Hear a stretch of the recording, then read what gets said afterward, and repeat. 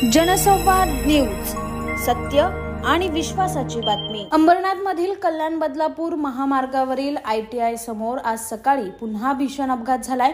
एका भरधाव ट्रकने दुचाकीला जोरदार धडक दिली।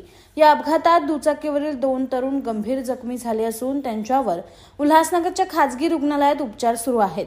ITI समोरील रस्त्यावरून ट्रक चालक हा U-टर्न घेत असताना हा अपघात झाला।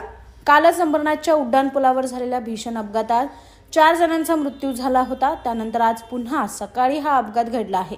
या अपघातात राजेश बिश्नोई आणि सवई सुतार हे 2 तरुण गंभीर जखमी झाले असून त्यांच्यावर खासगी रुग्णालयात उपचार सुरू आहेत। की दिवसेंदिवस बघतोय की इथं रोजचे ॲक्सिडेंट दिवसाला 4-5 ॲक्सिडेंट आहेच आहे।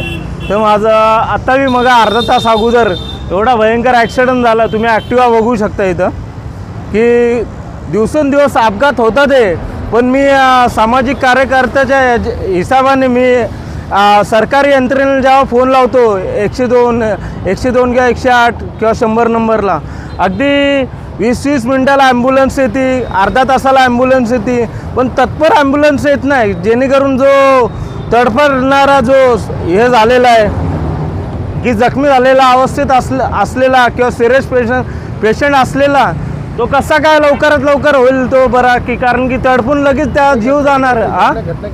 अगदी अर्धा तासामध्ये झालेली घटना। हा ट्रक आहे मोठ्या गाडीवाला, तो फक्त उभा होता इथं टर्निंग मारासाठी, पण बाकीच्या गाड्या थांबलेल्या आहे। स्कूटीवाला थांबला नाही। आता चुकी तर मी बोलू नाही शकत ट्रकवाल्याची, तर स्कूटीवाला कंट्रोल नाही झाला, ह्यो त्याच्या दोन्ही टायरच्या मध्ये गेला आणि हे ॲक्सिडेंट झाला।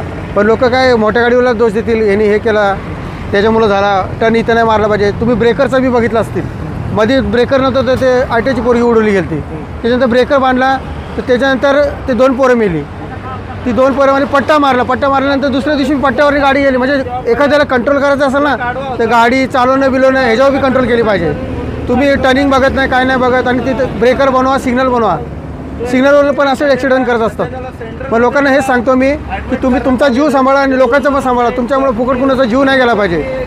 एखाद्या वेळी तुम्ही येतात शायनिंग मारत जातात आणि दुसऱ्याला मग घालून जातात की त्याची चुकी नसताना बी जातात। त्यात जखमी 2 आहेत,